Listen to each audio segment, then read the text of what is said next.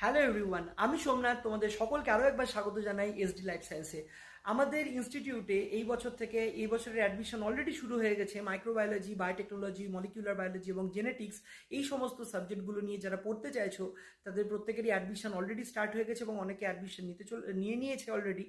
তো এখানে আমাদের থিওরি এবং প্র্যাকটিক্যাল দুটোই খুব ভালোভাবে শেখানো হয়, একদম হাতে ধরে প্র্যাকটিক্যাল শেখানো হয় এবং থিওরিও খুব ভালোভাবে, বোথ অনলাইন এবং অফলাইন দুটো স্কোপই আছে এখানে।